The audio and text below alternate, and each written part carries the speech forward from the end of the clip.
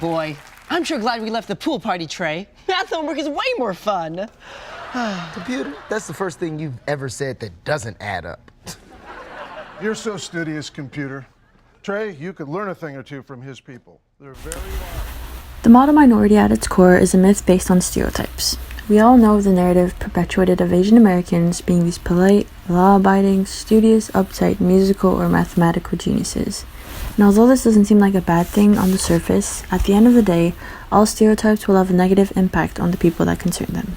And to have this superior view of Asians definitely does more harm than good if we look at the bigger picture. However, before delving deeper into the topic, one may wonder, how did this model minority myth come to be? Well, most of it can be traced back to the media, but to fully understand the historical context of this stereotype, we have to go back to the 19th century, with the westward expansion in the States. As Chinese immigrants played a crucial role in the construction of the first transcontinental railroad, they became considered scourges and referred to as the Yellow Peril, a racist color metaphor that depicted East and Southeast Asia as a danger to Western civilization. In fact, due to Asian immigrants arriving in the US in large numbers to work in fields such as mining and construction, there was a growing resentment against them as the Americans saw them as people looking to steal their jobs. In other words, a rise of anti-Chinese sentiment caused many Americans to put the blame on Chinese workers for their economic struggles and viewed them as culturally and racially inferior. Even so that in 1882, in response to social pressure, Congress passed the Chinese Exclusion Act, which suspended Chinese immigration to the US for 10 years. So how did all of this change into what we see today with the model minority myth? It's in the mid-1900s that we really get to see a shift in Americans' view towards Asians with two main events. First, the Immigration and Naturalization Act of 1965 that abolished the quota system for immigration and also caused an influx of Asian professionals migrating to the States. Second, an article published in the New York Times by William Peterson about the apparent success of Japanese Americans due to their incarceration in internment camps during World War II was enough to bring about a shift in Americans' view of Asians. When June cannot play the piano, Mother will discover my lie. It will be a big, big disappointment.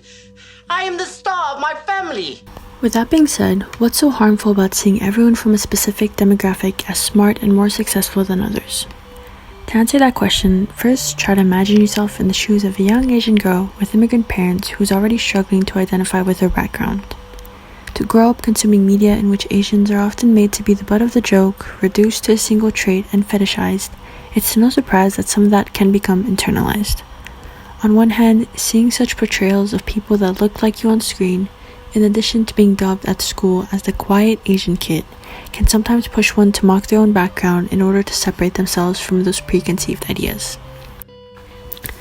On the other hand, many individuals within the Asian community find themselves pressured to fit into that mold and inadvertently be in competition to live up to their peers.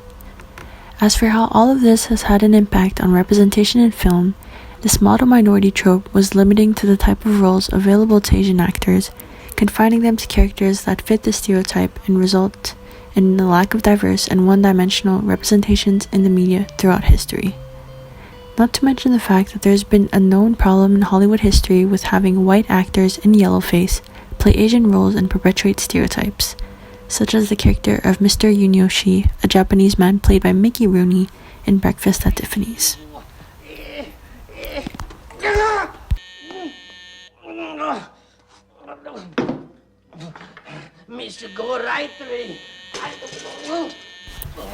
Not only does the concept of the model minority group all Asians into one stereotype, it also glosses over the fact that not all Asian ethnic groups get the same access to opportunities.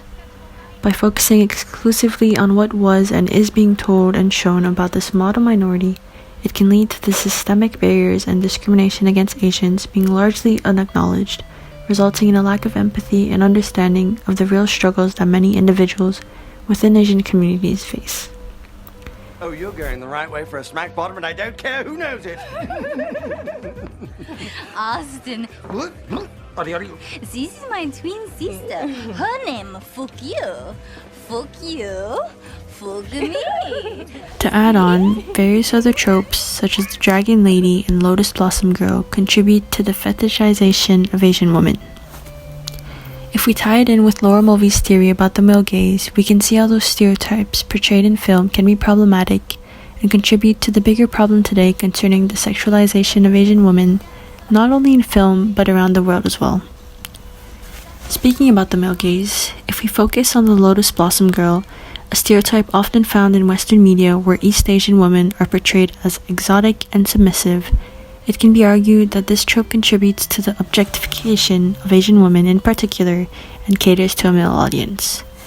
The male gaze theory can also apply here to the cultural fetishization of Asian women, as the trope reduces individuals to cultural or ethnic stereotypes, with a focus on physical attributes that are perceived as exotic and appealing to the heterosexual male viewer.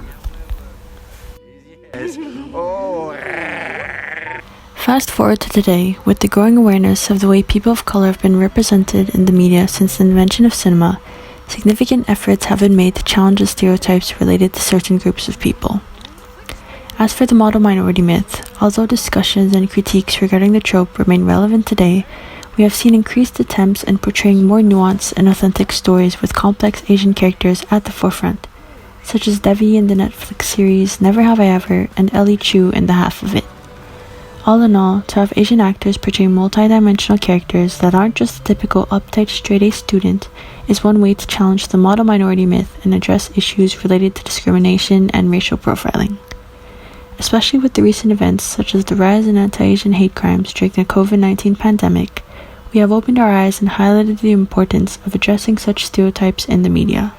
Talking about these incidents and having conversations about the urgency of dispelling harmful myths makes way for fostering understanding among not only the Asian community, but different racial and ethnic groups that are subjected to their own harmful prejudices as well.